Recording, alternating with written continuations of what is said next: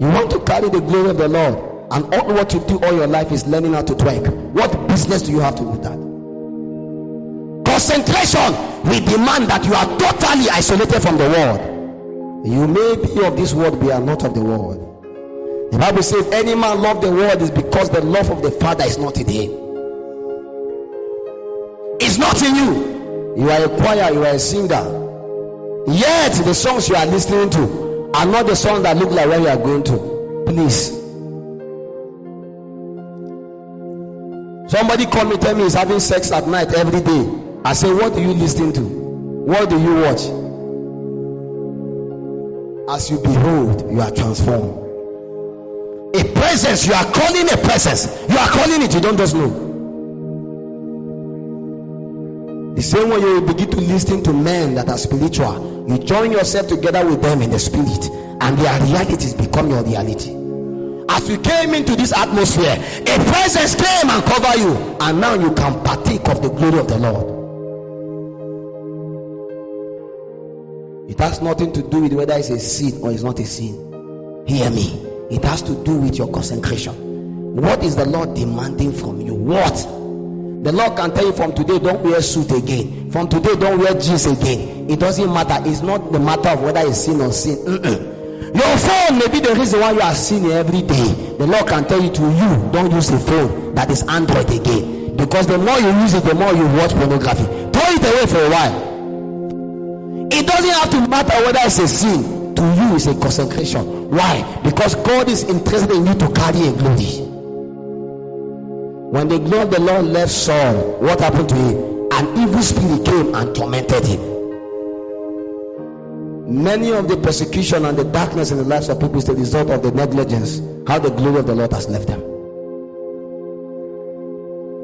Secondly, you must be a man that is separated.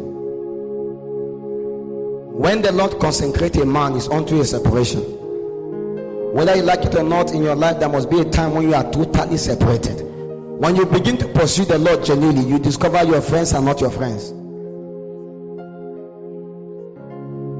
I mean, if you truly have not really been on fire for God, the day you begin, you now discover that everybody cannot be your friend. God will begin to re-edit your life.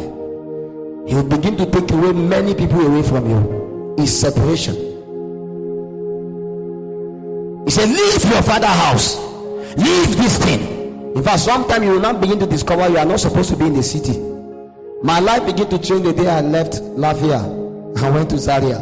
If I had been in Lafia for a long time, I don't know how my life would have changed. Check, every man that make impact, his blessings is tied to a region. Whether you like it or not, some of you are not supposed to be in Lafia.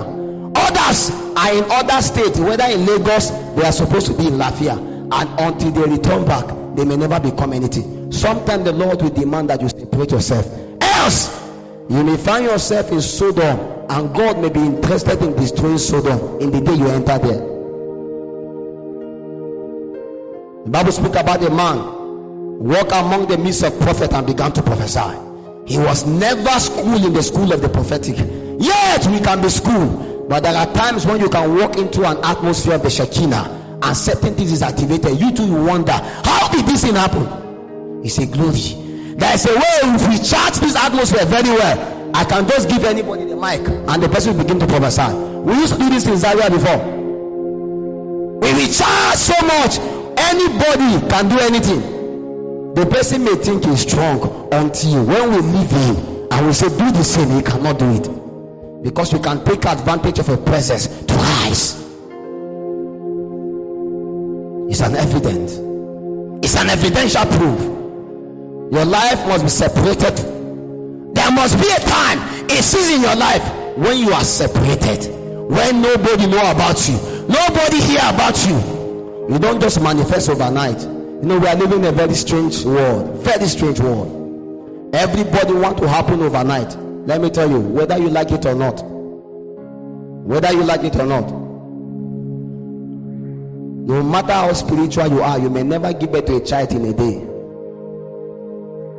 You must be patient enough for 9 months. In the same way that no matter how you do, there are things that must take time. This thing don't just happen overnight. Not because you see a man do it, you want to do it. I knew when the Lord appeared to me and put a certain dimension. I knew when he appeared again and add another dimension. I knew when he appeared again and another dimension. There are things that will be very easy for you, whether you like it or not. Why? Because over time, the Lord came and confined a dimension in you. No matter how you do, those moments of separations are moment and time of building. Nobody may know you. Don't worry. Remain and be faithful. What you are doing is that you are contacting the glory. Do you know Moses remained for long carrying the glory? He never knew he carried it until when he left and came out. They now saw him. He just felt he was just separated for just 40 days. But 40 days was enough for God to do something to him. Men may not understand what he did with God.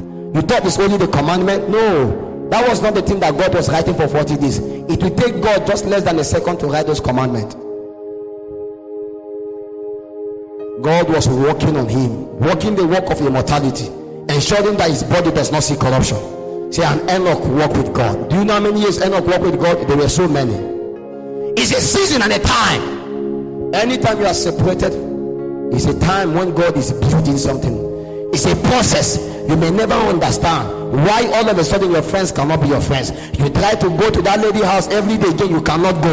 You don't know why she's angry with you. She cannot be your friend again. The Lord is calling you out of that place. You have tried helter-skelter, the relationship refused to work. The Lord is trying to save you from something that may destroy you. That's how it works. Whether you like it or not, in this kingdom, you don't just work with whosoever you want to. God connect people. God initiate divine relationship at seasons and times to build you. There are men, if I have never encountered them in my life, I will never have become who I am today. I must be separated and meet with a camp. By the time you meet that camp, suddenly something happens. Check all through scriptures. The transformation of men is tied to men. But these men come at a season that God separates you. When God separates you from somebody, it's about to connect you to somebody. You must belong to a family, to a clique, to an assembly of people that have the same kind of mind like you, the same kind of belief system. Many of you among your colleagues, none of them know God. When you come around them, you sin them more. It means you are in a bad company, very bad company. No one will come and say, can we pray today? Can we go for a meeting? I don't know why. You have never been able to bring them to the presence of the Lord to pray together with you, but they have been able to carry you to party hall every day. They connect you with boy and girl. Say, hey, the way I see you, this guy is good for you. Well, exchange number. My brother, forget about those things. This is a campus environment. I actually really believe that I have a passion for the youth. The Lord appeared to me many years ago. He said, Philip, the youth are the leaders of tomorrow. If you cannot get them today, you will never get them tomorrow. Many people you call that are great today, check their life very well. It's because at their prime age, they utilize it. There are things if you do not do now, when you grow old, you may never be able to do it again. Never.